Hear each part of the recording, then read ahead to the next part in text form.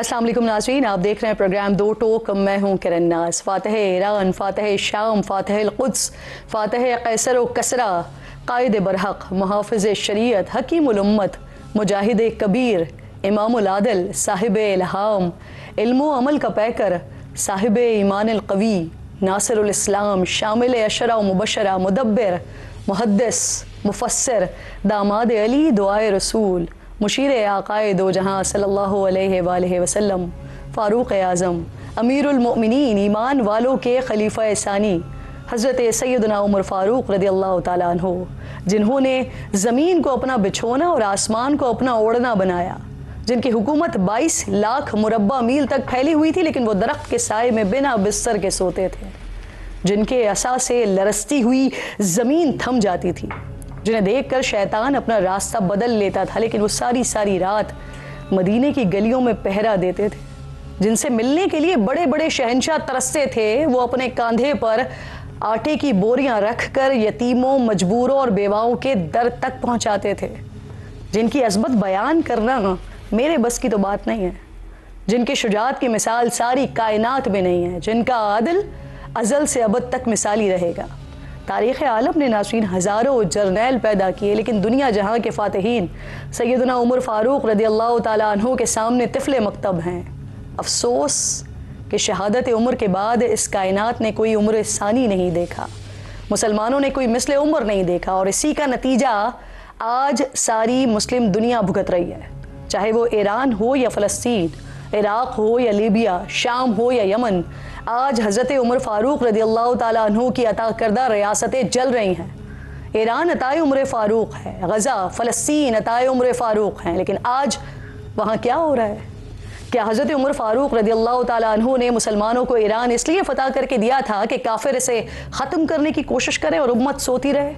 क्या गज़ा और फ़लस्तीन हज़रत उमर ने फ़तह इसलिए किया था कि वहाँ बच्चा बच्चा खाने को तरसे, औरतों की इज्जतें लुटती रहें, बूढ़े भूख से एड़ियां रगड़ रगड़ कर मर जाएं, हामिला माओं के पेट चीर दिए जाएं, नौजवानों के हाथ आंखें गुर्दे निकाल लिए जाएं, मजलूमों को जिंदा आग में डाल दिया जाए और उम्मत मुस्लिमा खामोश रहे?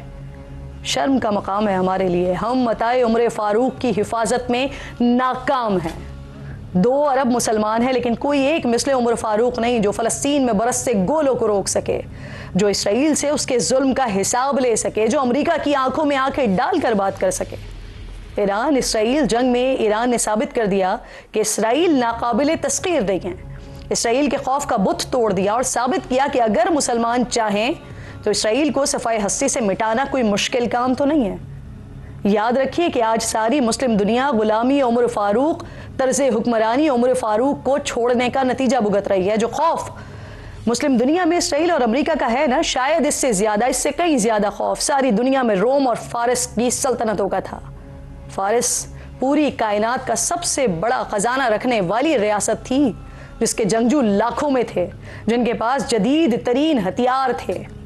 रोमी सल्तनत वो थी जो दुनिया के 3 बर्रे आज़मों पर कायम थी, जिनके पास दुनिया की सबसे बड़ी फ़ौज थी, जिसे हराना दीगर रियासतें नामुमकिन समझती थी, जिसके ख़जानों का अंदाज़ा लगाना मुश्किल था, और इसके मुकाबले में मुसलमानों के पास ना ही लाखों का ख़जाना था, ना ही लाखों की फ़ौज थी, और ना ही जदीद तरीन हथियार थे, बल्कि हालात ये थे कि मुसलमानों के पास जंगी सवारियाँ भी पूरी नहीं थीं।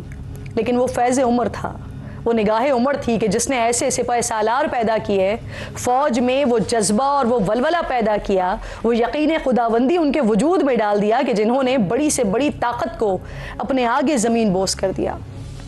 हज़रत उमर फ़ारूक़ रज़ियल्लाहु ताला अन्हु की बाकिरदार क़यादत में चंद हज़ार मुसलमानों की फ़ौज ने सिर्फ सादा तलवारों और नेज़ों से रोम और फ़ारिस से जंगें जीती और उस वक्त की 2 सुपर पावर्स को तहस तहस करके रख दिया। आज भी ये मुमकिन है, जिसकी एक झलक हमें ऑपरेशन बुनियानुम मरसूस पे नजर आई कि कैसे अपने से 5 गुना बड़ी फ़ौज को हमने शिकस्त से दो चार किया। टेक्नोलॉजी से लेकर ऑपरेशनल हिकमत अमली तक, बयानिए से लेकर सिफारतकारी तक, हर सतह पर भारत को रुसवा करके रख दिया। लेकिन हमें कौम के साथ साथ मिल्लत के मफादात के तहफ़्फ़ुज़ की भी ज़रूरत है। नेटो की तर्ज पर इस्लामी इत्तेहाद बनाने की ज़रूरत है और पाकिस्तान को इसको लीड करने की ज़रूरत है, क्योंकि ये दुनिया की वाहिद रियासत है जो इस्लाम के नाम पर बनी है। ये वाहिद इस्लामी रियासत है जो एटमी क़ुव्वत है। वरना याद रखिए कि कल भी ये ताकतें हमें आपस में लड़वाना चाहती थी, चाहे वो नाम अमेरिका नहीं था, फारस था, इसराइल नहीं था, रोम था, लेकिन किरदार और तरीक़ेकार वही थे जो आज हैं। मुसलमान एक कौम है, ईरानी नहीं, पाकिस्तानी नहीं, अफ़गानी नहीं, सऊदी नहीं, तुर्क नहीं, कतरी नहीं, हम मुसलमान हैं, बस मुसलमान।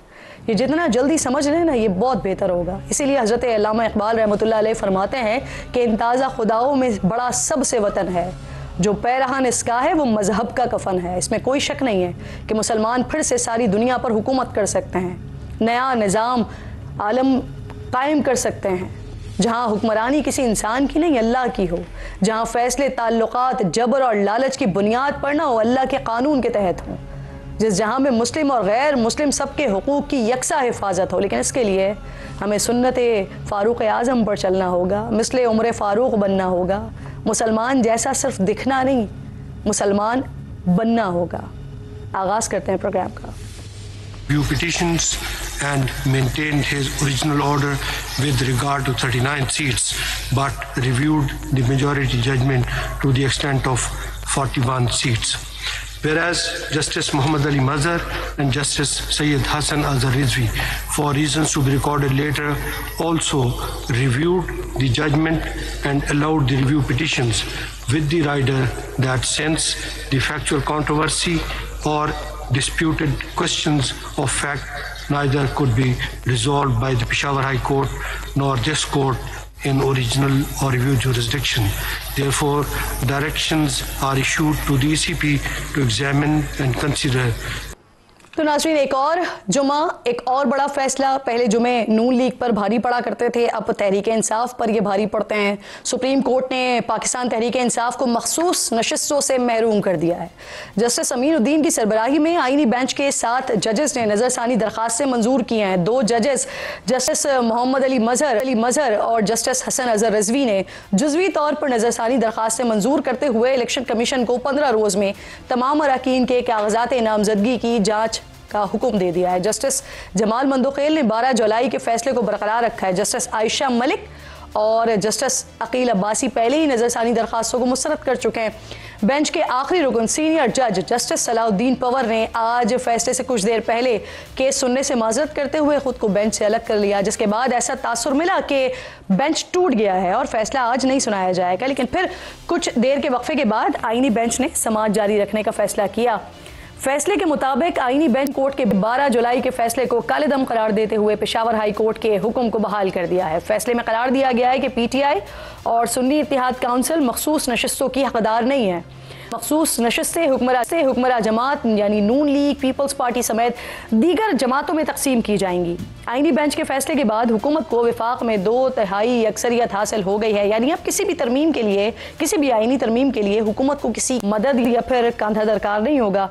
कौमी असम्बली की 22 नशिस्तें मुस्लिम लीग नून, पीपल्स पार्टी और JUI को मिल जाएंगी। वफाकी वज़ीर कानून आज़म नज़ीर तारड़ कहते हैं कि फैसले के बाद स्पीकर खैबर पख्तूनख्वा असम्बली ने मखसूस नशिस्तों पर अराकीन नहीं लिया तो घर जाएंगे। वो मखसूस नशिस्तों पर कानूनी जंग का आगाज़ नाज़रीन 21 फरवरी 2024 को हुआ, जब सुन्नी इत्तेहाद काउंसिल ने इलेक्शन कमीशन का दरवाज़ा खटखटाया। लेकिन 27 फरवरी को नून लीग और पीपल्स पार्टी समेत दीगर जमातों ने फरीक बनते हुए मखसूस नशिस्तों को अपना हक करार दे दिया।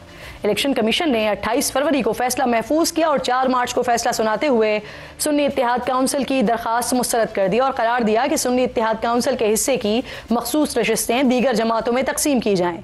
सुन्नी इत्तेहाद काउंसिल ने इस फैसले के खिलाफ 6 मार्च को पेशावर हाई कोर्ट का दरवाज़ा खटखटाया और 1 हफ्ते की समाअत के बाद पेशावर हाई कोर्ट के 5 रुकनी बेंच ने 14 मार्च को मुत्तफ़िक़ा तौर पर सुन्नी इत्तेहाद काउंसिल की दरख्वास्त मुस्तरद करते हुए इलेक्शन कमीशन का फैसला बरकरार रखा।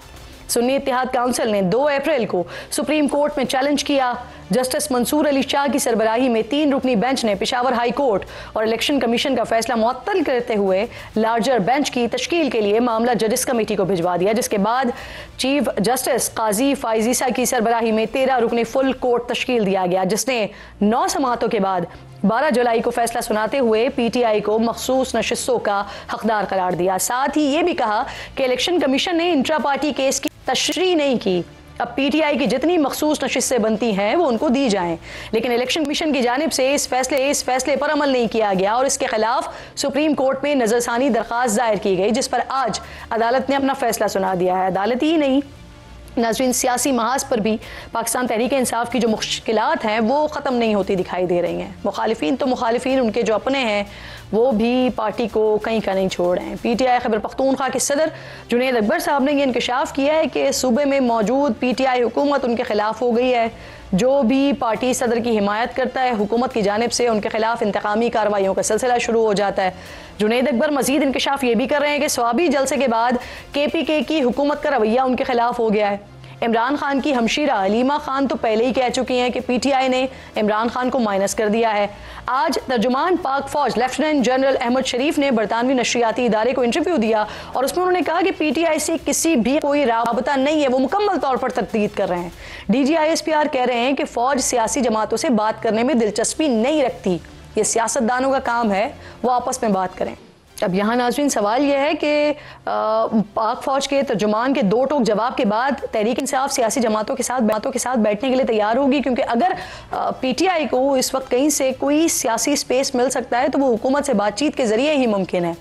एक कदम आगे बढ़ने के लिए पाकिस्तान तहरीक इंसाफ को 2 कदम पीछे हटने की ज़रूरत है। इन तमाम सवालों का अहाता करने के लिए, जवाबात लेने के लिए प्रोग्राम में आज मेरे मेहमान मेरे साथ मौजूद हैं। शेर अफजल मरवत साहब रुकन कौमी असम्बली हैं, मेरे इंतहाई मोअज़्ज़ज़ मेहमान स्टूडियो में मौजूद हैं। शाहिद खटक साहब मेरे एक और इंतहाई मोअज़्ज़ज़ मेहमान पाकिस्तान तहरीक इंसाफ के अहम रहनुमा हैं। बहुत शुक्रिया आप दोनों मेहमानों का।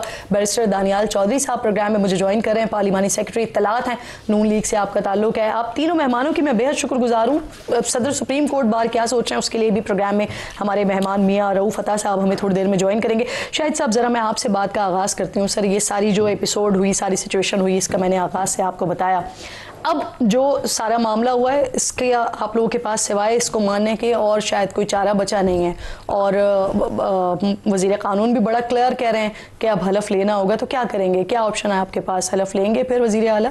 बिस्मिल्लाहिर्रहमानिर्रहीम। आज पाकिस्तान की जमहूरियत का सबसे सियाह तरीन दिन है। जिस तरीके से देखिए, एक 8 फरवरी को पाकिस्तानी कौम ने इत्तेफाक के साथ निकल कर पंजाब, खैबर पख्तूनख्वा, सिंध, बलूचिस्तान की आवाम ने इमरान खान साहब और तहरीक इंसाफ के आज़ाद उन उम्मीदवारों को जितवाया कि एन उस दिन काजी फाइज ईसा, उसने जो तहरीक इंसाफ का बल्ले का निशान था वो छीनने के बाद हम तमाम लोग इंडिपेंडेंट हो गए, और इसी बुनियाद के ऊपर हम इलेक्शन लड़े कि जी हम तहरीक इंसाफ के उम्मीदवार हैं। 17 जमातों की हुकूमत वाले इस वक्त 2/3 अक्सरियत पे पहुंच गए हैं। एक 9 फरवरी को डाका डाला गया और आज दोबारा जो इसने, आपको पता है खैबर पख्तूनख्वा में 23 सीटें जीते हुए अपोजिशन, वो भी उसमें भी 17, 18, 19 फॉर्म 47 वाले हैं, उनकी नशिस्तें 53 हो गई हैं। मतलब एक जमात उसने 4 सीटें जीते हैं, 8 मखसूस नशिस्तें दे दो, जिसे माली गनीमत है। देखिए, आज हर पाकिस्तानी इंतहाई अफसरदा है।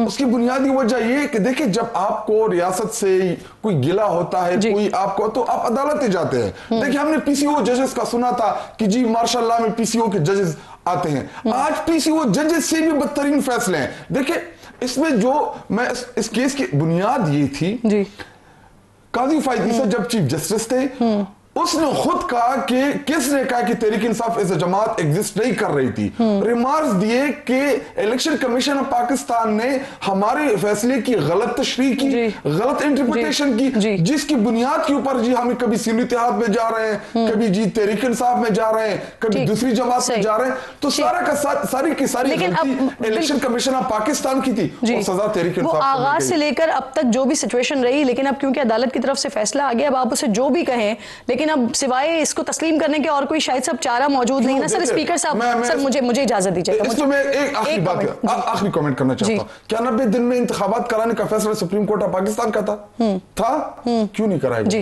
क्यों नहीं इंप्लीमेंट हुआ फैसला? अभी जो लार्जर बेंच ने फैसला दिया था इस गैर आईनी बेंच से पहले, तो क्या उस टाइम इंप्लीमेंट होने की जरूरत नहीं थी? क्या उसको नहीं इंप्लीमेंट करना चाह रहा था? जब इनको सूट करता है तो बड़ी जल्दी होती है कि जल्दी जल्दी इंप्लीमेंट करा दो, और जब इनको सूट नहीं करता फिर हाएं बाएं शाएं दाएं गैर आईनी कानून आईन की बात आज शुरू कर देते हैं। अदालतों का एहतराम मलूज़े खातिर रखते हुए इस तरह के कमेंट्स अदालतों पे ना किए जाए। देखिए अदालतों के एहतराम इंसाफ से होता है, अदालत के फैसले को आप तस्लीम तो करना है ना सर। जब तक नहीं जी, इंसाफ भी सबके लिए अपना अपना होता है ना शायद साहब। सबसे बड़ा प्रॉब्लम ये भी तो है, अभी आपके लिए ये वाला इंसाफ नहीं है, लेकिन जिस वक्त नून लीग के साथ हो रहा था, मैंने इसलिए आगाज में कहा था कि कभी जुमे जो है वो उन पे भारी हुआ करते थे, आज आपके ऊपर मियां नवाज शरीफ साहब को कैसे हटाया गया था? चोरी की थी, डाके डाले थे। देखिए पनामा का स्कैंडल, मसला ये है ना, वो शायद साहब वो आपके लिए इंसाफ, पनामा का स्कैंडल हम लेके आए थे, पाकिस्तानी मीडिया लेके आया था, के लिए था ना सर, पाकिस्तान लेके आया था। तहरीक इंसाफ मान रही है कि गलती थी, वो क्यों गलती थी? इंटरनेशनल चोरी की एक लिस्ट है, नवाज शरीफ उसका नाम उसमें शामिल था। अच्छा चलें ठीक है, शेर साहब बाद में क्या फ्लैट्स नहीं निकले उनके?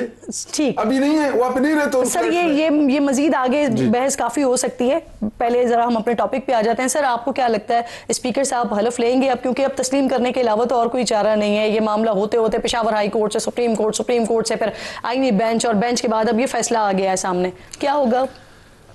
इस बेंच की कंपोजिशन आप देखें, इसमें 5 पुराने जज साहिबान थे जी, 26वीं आईनी तरमीम से कबल के, और 13 में से 8 जज साहिबान जो थे वो नए, जो 26वीं आईनी तरमीम जो मुतनाज़ा आईनी तरमीम है इसके तहत लिए गए।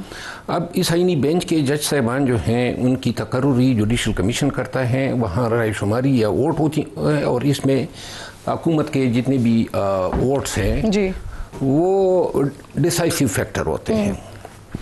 और 26वीं आईनी तरमीम के पीछे मुहर्रिकात ही यही थे कि ये फैसला हुआ था और बहुत सारी चीज़ें, खान की रिहाई। तो मैं आज की इस फैसले को बहैसियत एक कानूनदान कमेंट करूँगा।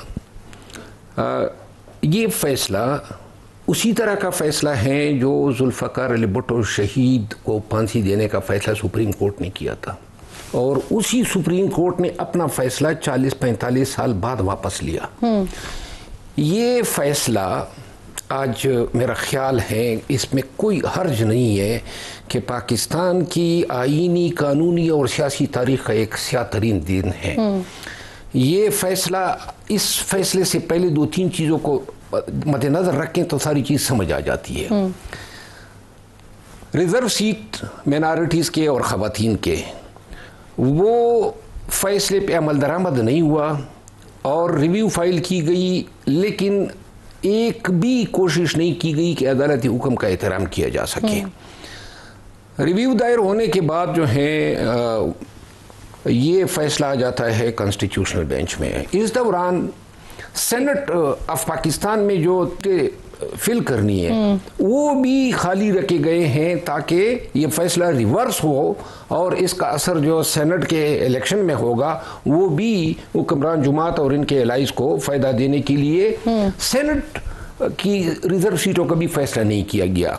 आज जो फैसला है इसके 3 इमीडिएट नतीज हैं। एक नतीजा या इम्पैक्ट ये है कि इससे जो अपोजिशन की वॉइस है, जो आवाज़ है ऐवान के अंदर या बाहर, वो मज़ीद कमज़ोर होगी, क्योंकि 2/3 अक्सरियत दे दी है, और 2/3 अक्सरियत मिलने के साथ ही जिस तरीके से मादी में तरमीम हुई, अब ये लगता है कि ना हुकूमत को ज़रूरत होगी पे दर पे शायद और आईनी तरमीम आए, और हाँ वो तो खत्म ही हो गया ना सर। जब सादा अक्सरियत हो गई तो फिर उसके बाद किसी की कंधे की जरूरत ही नहीं रहेगी। लेकिन आपने 40-45 साल बाद की फिर एक और प्रेडिक्शन यानी कि कर दिया, अगर आप इस फैसले को तो ये आजाद होगी जी, ये फैसला और चंद और फैसले वापस लिए जाएंगे। सही, दानियाल साहब भी साथ मौजूद हैं। उसी तरह का फैसला है वो जो मियां नवाज शरीफ साहब पे जो इल्ज़ाम लगा था ना हाईजैकिंग का, और जो सज़ा उनको हो गई और फिर उन्होंने छोड़ दी, चले गए सऊदी अरब। बाद में आके कोई 7 साल के बाद वो फैसला जो है अंडू हुआ, क्योंकि फैसला जो था वो तो गलत था। ठीक, गलत फैसला हमेशा गलत रहेगा। मुझे इजाजत दीजिए दानियाल साहब का भी मैं कमेंट शामिल कर लूँ इसमें। दानियाल साहब, ऑपोजिशन की तरफ से तो तनकीद हो रही है बहुत ज्यादा, आप लोग बताइए आप लोग अब क्या सोच रहे हैं? फाइनली फायदा तो ऑब्वियसली इत्तेहादी जमातों को, हुकूमती जमातों को इससे होने जा रहा है, तो अब अगर सर उन अरकान से हलफ नहीं लिया जाता खैबर पख्तूनख्वा असेंबली में, तो फिर क्या आगे के लिए भी आप लोग कुछ सोच रहे हैं? क्या स्पीकर और वजीर आला के खिलाफ किसी किस्म की कोई दरखास्त वगैरह करेंगे? क्या करेंगे? देखें जी, पहले तो बहुत इम्पॉर्टेंट चीज़ जो है कि आपको आज से 2-1.5 साल पहले या ये मुल्क जो था आपके लंगड़ी लूली हुकूमत चल रही थी, बुरे हालात थे, आपकी मैशत जो थी वो उसकी प्रेडिक्शंस चल रही थी कि ये 24 घंटे में, 48 घंटे में या 72 घंटे में कोलैप्स कर जाएगी या दिवालिया हो जाएगी। हम वहाँ से निकल कर आज यहाँ जिस पॉइंट पे पहुँचे हैं जहाँ हम ये एडवोकेट कर रहे हैं कि मुल्क स्टेबिलिटी की तरफ जा रहा है, मुल्क बेहतरी की तरफ जा रहा है। जियो इकनॉमिक पॉलिटिक्स अगर आप देखें तो इस रीजन की पॉलिटिक्स जो आपके सामने है, किस तरह जो नया वर्ल्ड ऑर्डर है उसमें माइट इज़ राइट जो है, जो ताकतवर है वो कमज़ोर को मार रहा है और मारता जा रहा है, और जब तक उसकी तबाही नहीं मचा रहा तब तक मारता जा रहा है। इस टाइम पे सबसे इम्पॉर्टेंट चीज़ जो है ख़ास तौर पे जो जियो पोलिटिकल सिचुएशन है, स्टेबिलिटी, और stability in Pakistan internally and externally. वो स्टेबिलिटी तभी आएगी जब आपके पार्लियामान जो है वो स्टेबल होगा, जब आप वो डिसीजंस ले सकेंगे जो टफ डिसीजंस हैं लेकिन मुल्क की बेहतरी के लिए। एंड आई थिंक कि द सैनिटी हैज़ प्रिवेल्ड, और ये जो डिसीजन आया है इससे इंशाल्लाह मुल्क में जमहूरियत कम होगी, मुल्क ठीक होगा। और वो डिसीजन जिसमें आप ब्लैकमेल होते थे, ये हो रहे थे क्योंकि आपके पास मेजॉरिटी नहीं थी, तो वो इंशाल्लाह आप नहीं होंगे, and you will be able to take Pakistan to the track that you have always. आप चले आईनी फैसला तो कहते हैं आप इसे, लेकिन आप इसे तारीखी फैसला भी कहते हैं। तारीखी तौर पर क्या कहेंगे आप इसे? जो फैसला देखें, जो फैसला आपके मुल्क को मजबूत करे, जो आपके मुल्क को मुस्तकम करे, स्टेबिलिटी लेके आए, वो नीड ऑफ द आवर है, और वो फैसला जो है मुल्की मफाद के लिए बहुत ज़रूरी भी है, अटमोस्ट इम्पॉर्टेंस भी रखता है, और उस फैसले से इंशाल्लाह चीज़ों में बेहतरी भी आएगी। तारीखी भी है सदर, आप देखेंगे वो कह रहे हैं। मुझे इजाजत दीजिए, रऊफ फतह साहब मेरे साथ मौजूद हैं। बहुत शुक्रिया सर। मियां साहब, मुझे ये फरमाइए सर, किस तरह से देख रहे हैं आप इस फैसले को? हुकूमत इस पे बड़ी खुश है और अपोजिशन नाराज है, तनकीद कर रही है, आप कैसे देख रहे हैं? बिस्मिल्लाहिर्रहमानिर्रहीम। देखिए, मेरे नज़दीक जो है सुप्रीम कोर्ट ने जो ये रिव्यू मंजूर किया है, उन्होंने जो पेशावर हाई कोर्ट का फैसला है उसको बरकरार रखा है। बुनियादी फैसला तो पेशावर हाई कोर्ट का है। पेशावर हाई कोर्ट ने कहा कि चूंकि तहरीक इंसाफ ने के निशान उसके पास नहीं था, उसके निशान पे लोगों ने, उम्मीदवारों ने कोई इलेक्शन जीता नहीं है, लिहाजा उनको ये सीटें अलाट नहीं की जा सकती।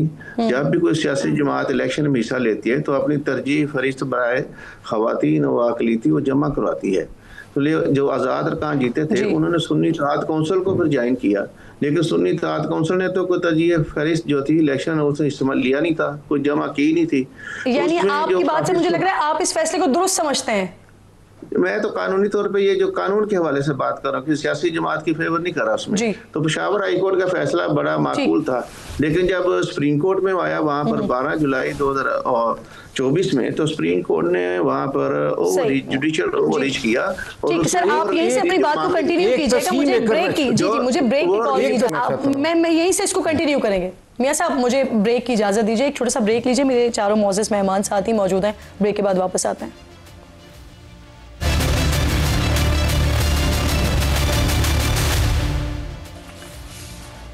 प्रोग्राम में एक बार फिर आपको खुशामदीद कहती हूँ। मेरे मोअज़्ज़ज़ मेहमान साथ ही मौजूद हैं, कुछ स्टूडियो पे में हैं, कुछ वीडियो लिंक पर मौजूद हैं। मियां साहब, आपसे हम बात को ब्रेक लगा कर गए थे। जी आप करते हैं। मियां साहब ने एक बात की कि बुनियादी फैसला पेशावर हाई कोर्ट का था जी, तो मैं ज़रा थोड़ी तस्हीह कर दूँ।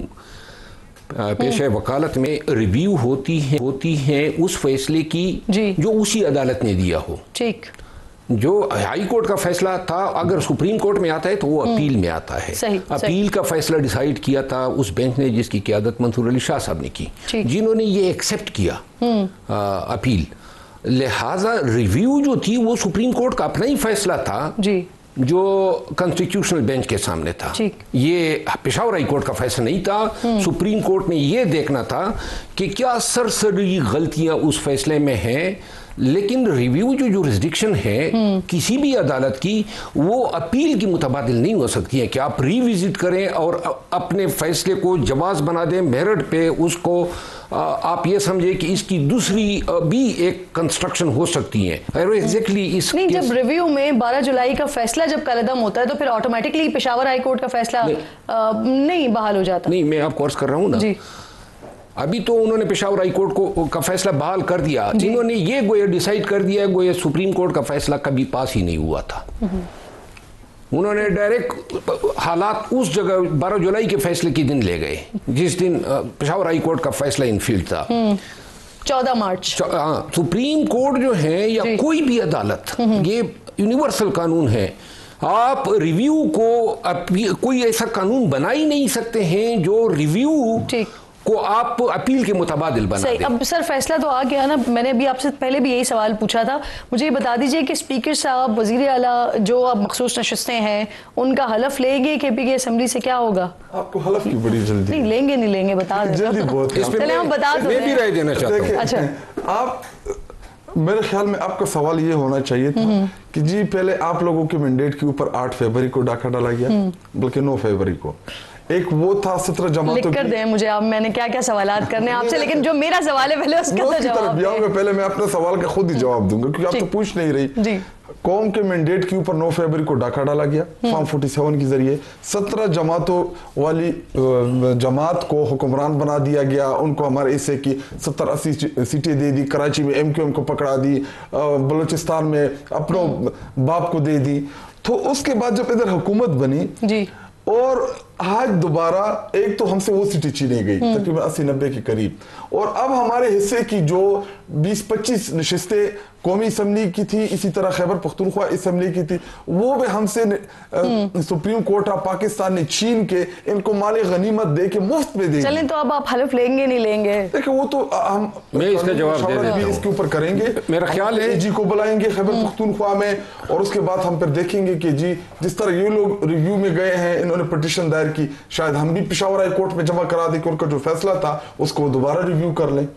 अच्छा, ये है ऑप्शन में मौजूद। अभी तो हमारी कानूनी जो टीम है रिव्यू के लिए मशवरत करेंगे। रिव्यू के लिए मुझे इजाजत दीजिएगा सर, आपने जो रिव्यू के लिए 30 अयाम का टाइम होता है।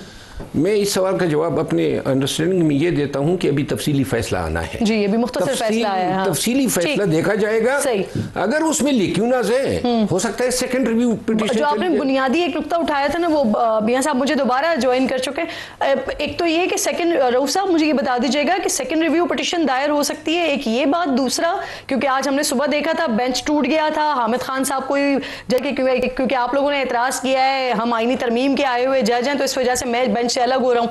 फिर ऐसा लग रहा था कि शायद अब ये समाअत नहीं होगी, लेकिन समाअत हुई और फैसला भी हो गया। जो 12 रुकनी बेंच रह गया उस पर भी फिर एतराज PTI की तरफ से या हामिद खान साहब की तरफ से किया गया कि आप फैसला नहीं कर सकते हैं या आप इस समाअत को नहीं सुन सकते हैं, 13 रुकनी बेंच ही करेगा समाअत। तो सर इसमें भी बता दीजिएगा कानूनी तौर पर ये हो सकता है, और दूसरा सेकेंड रिव्यू पिटीशन फाइल हो सकती है? रिव्यू पे रिव्यू नहीं आ सकता, वो तो चैप्टर क्लोज हो गया है। और आर्टिकल 188 में आईने पाकिस्तान के सुप्रीम कोर्ट को मुकम्मल इख्तियार हासिल है कि वो अपने फैसले पे वो नज़रसानी कर सकती है, अपने किसी भी हुक्म पे नज़रसानी कर सकती है। अगर कोई जज रिलेक्टेंट है, वो समझ जाए कि मैं हिस्सा नहीं बनना चाहता, तो लैदा हो सकता है, इसमें कोई नहीं। और जो अगर आज उन्होंने जो फैसला किया है बड़े जमहूरी तरीके से किया है, और कुछ जजों ने इख्तलाफ किया है, अक्सरियत ने इसके हक में फैसला दिया है। उससे कबल जो फैसला था उन जजों ने दिया है, उन्होंने भी जुडिशल ओवररीच किया था, जुडिशल एक्टिविज्म किया था। उस टाइम भी जस्टिस नईम अख्तर साहब ने इख्तलाफ किया था, उन्होंने भी कहा था कि जब किसी पार्टी ने इलेक्शन में हिस्सा नहीं लिया, उसका इंतखाबी निशान नहीं है, तो फिर कैसे उनको ये नसीहतें दी जा सकती। रऊफ साहब, हामिद खान साहब के एतराज को आप दुरुस्त नहीं समझते हैं? 12 रुकनी जो बेंच था वो फैसला दे सकता था सर, जो दिया गया। वो जज्बात में अपना इजहार कर रहे थे, यकीनन एक पार्टी की नुमाइंदगी कर रहे थे, उनके जज्बात उसमें पार्टी के वाले से शामिल से। बाकी माजी में आते रहे इस तरह के फैसले, जो किसी को मंजूर होते हैं वो कहते हैं अच्छे हैं, जो इनके खिलाफ होते हैं उसके लोग इख्तलाफ करते हैं। ये जमहूरी तरीकाकार भी यही है जी। ठीक ठीक। दानियाल साहब, आप सर वैसे मैं पहले भी आपसे यही बात कर रही थी और अभी दोबारा मैं पूछूंगी, क्योंकि एक मंजर कशी जो है ना वो शेर अफजल मरवत साहब ने की है। वो कह रहे हैं कि शायद 40-45 साल के बाद जो है वो फैसले को किसी और तरह से देखा जाएगा। तो आप कह रहे हैं सर आईनी तौर पर तो ये फैसला देख रहे हैं इसको, लेकिन क्या आप समझते हैं ये तारीख में भी आने वाले वक्त में इसको दुरुस्त ही लिखा जाएगा, इस फैसले को? बिल्कुल जी, देखें पहले तो ऐसे बहुत से फैसले होते हैं जो आपको आते हैं और उससे एक पार्टी एग्री करती है, एक डिसएग्री करती है, बट इन उनका जो रियलिटी है उससे कोई ताल्लुक़ नहीं होता। और जहाँ तक जो वर्डिक्ट है वो अपनी सैंक्टिटी और अपनी जो ओरिजिनलिटी है उसको कायम और दायम रखता है। और इसी तरह जिस तरह अभी मेरे जो फाजिल दोस्त थे उन्होंने बात की कि देखें कि आप अगर तो बहुत बड़ा कोई एम्बिगुइटी होती कि 5-10 जजेस रह जाते, 5 फॉर होते, 5 अगेंस्ट आते और फिर एक नई डिबेट खुल जाती। But now when the majority has given the verdict, that verdict will stand and the जो रिव्यू वाला दरवाज़ा था अब वो भी ख़त्म हो गया है। So this verdict, detail verdict जब आएगा तो probably will be easier for the people और ऑर्डिनरी पीपल टू अंडरस्टैंड, लेकिन that does not mean that the door for the review is open for anybody. हाँ, अगर अपनी खुद को ये नज़रसानी करना चाहें या खुद करना चाहें तो that they have the power to do so. लेकिन जहाँ तक ये डिसीजन की बात है ये हतमी है और इंशाल्लाह इससे आगे बेहतरी भी आएगी, चीज़ें मुस्तकम भी होंगी and your country will eventually be on the right path और बेहतरी। देखें 27वीं तरमीम या 28वीं तरमीम, कोई भी तरमीम हो, वो अपोजिशन और तमाम जमातों के बगैर नहीं आ सकती। जिन चीज़ों में अगर हमारी हुकूमत की जो एलाइज अंडर कंसीडरेशन है 27वीं तरमीम, हुकूमत ऐसी कोई चीज़ नहीं लेके आएगी। नहीं, फ़िलहाल तो कोई चीज़ अभी अंडर कंसीडरेशन नहीं है। फ़िलहाल जो अटमोस्ट इम्पॉर्टेंस है कि पाकिस्तान की जो रीजनल जो डायनामिक्स चल रहे हैं उसको देखना, हमारी इंटरनल सिक्योरिटी में जो इश्यूज चल रहे हैं उनको देखना, जिस तरह भारत की फॉरेन इंटरवेंशन आ रही है उसको देखना, उनको एड्रेस करना। आई थिंक अभी अटमोस्ट इम्पॉर्टेंस में ये तमाम चीज़ें हैं। और ख्वाजा आसिफ साहब भी बाकायदा तौर पर स्टैम्प कर चुके हैं ना कि जो हाइब्रिड सिस्टम है ये अगर 2-3 साल पहले से चल रहा होता तो शायद मुल्क और ज्यादा तरक्की कर रहा होता है इस वक्त। तो वो तो स्टैम्प भी कर चुके हैं सारे मामले को।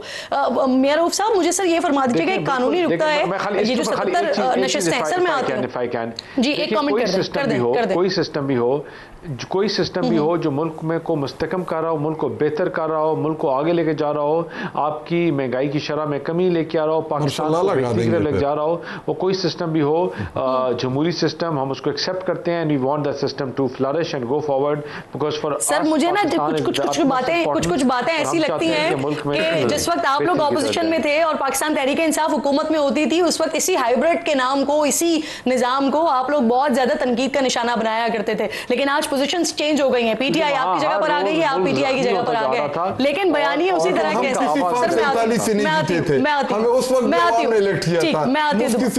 सर उस वक्त आप लोगों के ऊपर भी इल्जाम लगता था, सर आरटीएस बैठ गया था, सर बाकी सब फैसले के हवाले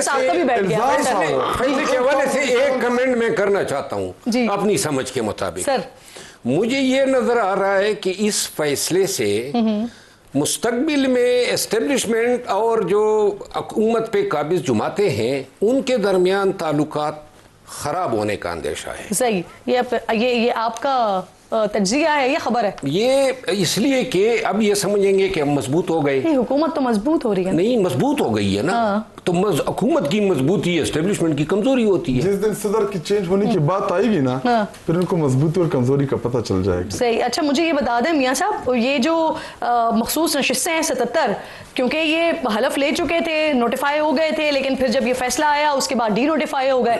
अब दोबारा क्या होगा? क्या दोबारा हलफ लेना पड़ेगा? दोबारा इलेक्शन कमीशन को इनको नोटिफिकेशन जारी करना पड़ेगा, नोटिफाई करना पड़ेगा, या ये वापस से अपनी पोजीशन पर बहाल हो गए?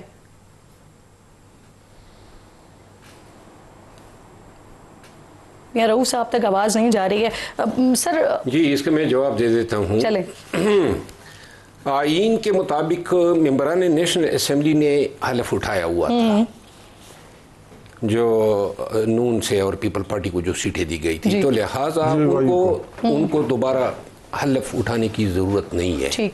लेकिन एक प्रोसीजरल ये होगी, रिक्वायरमेंट होगी अगर स्पीकर साहब दोबारा लें। केपी में चूंकि अभी तक इलेक्शन ही नहीं हुए हैं तो केपी में लाजिमन। और जहाँ तक आप ये बता रही है ना कि केपी की हुकूमत का अब क्या इस हवाले से पॉलिसी होगी, फैसला गलत है। कानून बहुत सारी चीज़ें कहता है, लेकिन पाकिस्तान तहरीक इंसाफ की मरकज़ी क़यादत को सूबाई क़यादत से मशावरत करने के बाद, तफसीली फ़ैसला देखने के बाद कोई ब्लैंकेट स्टेटमेंट नहीं जारी करना चाहिए। देने के बाद जो है सोच समझ के अपनी हिकमत अमली बनानी चाहिए, अपनी हिकमत। और उसके लिए शाहिद साहब आज DGISPR का बड़ा इंपॉर्टेंट इंटरव्यू उन्होंने BBC को दिया, वो आपने देख लिया होगा। फौज आपके साथ बात करने को तैयार नहीं है किसी भी सूरत। अब एक ही ऑप्शन आपके पास रहता है कि जरा 2 कदम पीछे हटें और हुकूमत के साथ ही बैठ के बातचीत की जाए, क्योंकि इससे पहले भी सिर्फ आपके साथ ये सब कुछ नहीं हो रहा, इससे पहले भी माजी में भी हमने देखा है मुख्तलिफ जमातों के साथ होता रहा है, लेकिन उन्होंने अपनी एक सियासी हिकमत अमली बनाई और इन्हीं सियासी जमातों के साथ बढ़े हैं आगे। देखिए, आप अगर माजी की बात करेंगे ना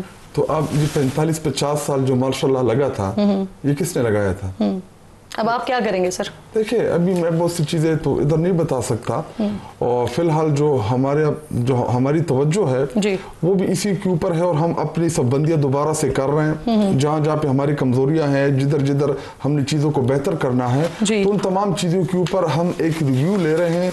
हम इंटरनल चीज़ों को डिस्कस कर रहे हैं बार बार कि हम कैसे बेहतरी की तरफ जा सकते हैं। देखिए, जब अदालत आपके खिलाफ हो, मीडिया आपके खिलाफ हो, जितनी भी इंस्टीट्यूशंस है वो आपके खिलाफ हो, तो अगर आप कोई अच्छा फैसला भी लेते हैं, जब उसका रिजल्ट नहीं आता तो चीजें आपके अगेंस्ट चलना शुरू हो जाती है। आपको याद होगा हमारे दौरे हुकूमत में आप भी माशाल्लाह बड़ी प्रोग्राम किया करती थी, महंगाई का एक शोर था, 2 रुपए की चीनी महंगी होती, इतना शोर मच था। आज सस्ती चीनी जो है बाहर फरोख्त हो रही है, महंगी बाहर से खरीदी जा रही है, पेट्रोलियम लेवी टैक्स 100 रुपए पे पहुंच गया है। जो कॉमन लोगों के मसाइल हैं उसके ऊपर ना आपकी तवज्जो है ना शायद। सर उसी तरह से आज भी उसी तरह से तनकीद का निशाना बनाया जाता है, उसी तरह से शोर किया जाता है। हमारे दौरे फॉलो नहीं करते हैं। माइक पकड़ के लोगों के मुंह में घुसा रहे थे मीडिया वाले कि जी चीनी के ऊपर अगर 2 रुपए की चीनी महंगी होती तो क्या उसने ये बोला था कि जी हाँ सस्ती हुई है। आज चीनी की कीमत, हमारे दौरे हुकूमत में चीनी की कीमत, आज पेट्रोल की कीमत, हमारे दौरे हुकूमत की पेट्रोल की कीमत। जब आप इन चीजों को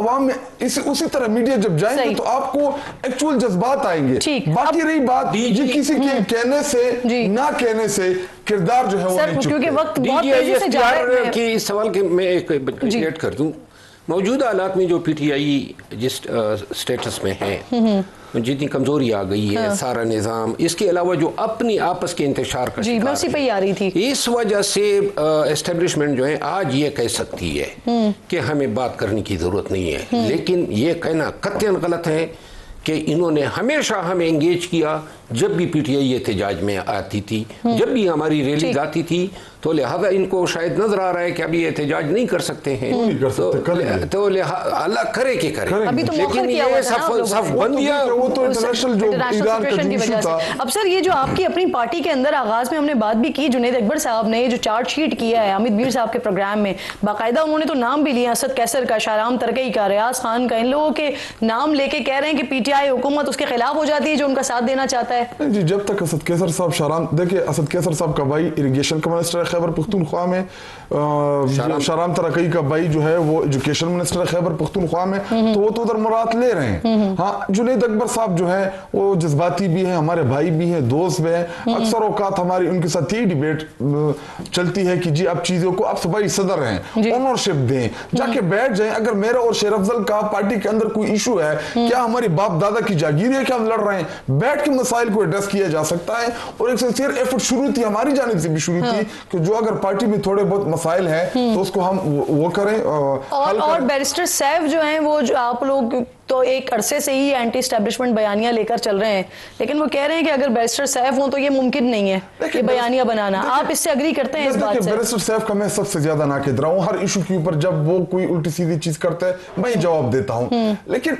बैरिस्टर सैफ इससे पिछली हुकूमत में भी था, तो उसके बाद जब खान साहब ने फैसला किया है कि हमने इसको रिटेन करना है, इसको हमने साथ रखना है, तो अभी देखिए या तो इमरान खान साहब के फैसले चलेंगे या अगर मेरी जाती ख्वाहिश हो तो मैं कभी ना चाहूँ बैरिस्टर सैफ इस काबीना में हो, लेकिन जब इमरान देखिए उनको पता है चीजों का, देखिए बैरिस्टर सैफ उसका एक अपना किरदार है चीजों के अंदर, शायद इसलिए जो इख्तिलाफात हैं केपी में मैं एक अर्ज कर दूं, ये इलेक्शन से पहले थे, ये दोनों ग्रुप्स हैं जी, और इसमें कोई शक नहीं है कि इनकी ये लड़ाई पहले से थी। सही। अब मैं ये इनकी इस बात से इत्तेफाक करता हूँ, अब जो जुनैद अकबर खान हो या अली अमीन खान हो, इन दोनों को जो मुझे अगर मुख्तसरन बता सकते, अली अमीन की तब्दीली नजर आ रही है आपको केपीके में? मेरा ख्याल है मौजूदा हालात में तो अब नामुमकिन बनती जा रही हैं। जितनी पीटीआई प्रेस होगी और प्रेशर में होगी, पीटीआई की तरफ से कोई भी ऐसे फैसले करने से पीटीआई मजीद तोड़ फोड़ का शिकार आपको नजर आ रहा है? देखिए ख्वाहिश है उनकी है जो फैसले करते हैं, लेकिन दानियाल साहब जो अलीमा खान साहिबा कह रही हैं माइनस हो गए इमरान खान। देखें जी, आगे आने वाले वक्त में एक तो पीटीआई की और विकेटें गिरेंगी, दूसरा इनके अंदर में सफ़ों में जो इत्तेफाक ख़त्म होता जा रहा है उसमें विकेटें कैसे गिरेंगी? इनके लिए खरीदेंगे विकेटें, आपको टाइम बताएगा। फिर इनमें इनके आगे जो आपस में डिस्क्रिपेंसी और मसले चल रहे हैं। नहीं सर, ये तो मुझे तो बता देना, टाइम से पहले ही नून लीग में शामिल हो जाएंगे, क्या होगा, कैसे विकेटें गिरेंगे बैरिस्टर साहब? देखें, जो लोग जो हैं ये इनकी जमात में बहुत से लोग हैं जो इस गाली गलोच का, तफरीक का और नफरत का बयानिया उठाने के लिए तैयार नहीं है। वो शायद हमारे साथ तो वो आपकी जमात में आ रहे हैं या किसी और जमात से, लेकिन वो इनके साथ खड़े होने के लिए तैयार नहीं होंगे। इनकी जमात के जो ऑर्डर्स हैं पाकिस्तान को कमज़ोर करते हैं उनके साथ करने के लिए तैयार नहीं है। तो आप आने वाले दिनों में इनमें तकसीम भी आप पीटीआई में फॉरवर्ड ब्लॉक बन रहा है, दानियाल साहब ब्लॉक भी देखेंगे, बिल्कुल आप इनका एक फॉरवर्ड ब्लॉक भी देखेंगे, आप इनकी सफ़ों में आप इनकी सफ़ों में स्पेस भी देखेंगे मुझे नहीं आ रही। दानियाल साहब क्या कह रहे हैं आप? लोग जो है इनके साथ खड़े होने के लिए तैयार नहीं है। मरियम नवाज के एटीट्यूड से जितने एमपीएस पंजाब में तंग है तो वो भी आपको नजर वो भी 55-60 के करीब की इत्तलात वहां से आती हैं। लेकिन माइनस की बात मैंने की थी दानियाल साहब से, यही बात नवाज शरीफ साहब के लिए भी होती थी और वहां पर भी उनको हमने कभी माइनस नहीं देखा, वो वापस आ गए और फिर आगे भी सर चले। जवाब दे दें, वैसे प्रोग्राम खत्म हो गया, आप जवाब दें। इमरान खान को पाकिस्तान की 11 जमात एस्टैब्लिशमेंट माइनस ना कर सकी तो मैं और शेर अफजल या सर सियासत में वैसे हमने देखा है माइनस कोई होता नहीं है, वो कहीं ना कहीं से किसी ना किसी की वापस से स्पेस बन जाती है। यही बातें नवाज शरीफ साहब के लिए होती थी, यही बातें इमरान खान साहब के लिए होती है। जो अवाम में ना हो वो माइनस होता है। बाहर जाए पूछे लोगों से, इमरान खान 25 करोड़ अवाम के दिलों में बसता है, उसको कोई नहीं माइनस कर सकता। बहुत बहुत शुक्रिया आपका। शाहिद खटक साहब साथ मौजूद थे, मरवत साहब मेरे साथ मौजूद थे और दानियाल चौधरी साहब साथ मौजूद थे। आप तीनों मेहमानों की शुक्रगुजार हूँ। प्रोग्राम का वक्त खत्म हो गया, इंशाल्लाह नाज़रीन से मुलाकात होगी कल। अपना और अपने मुल्क का खास ख्याल रखिए, फ़लस्तीन को, कश्मीर को अपनी दुआओं में याद रखिए। अल्लाह ने के बान।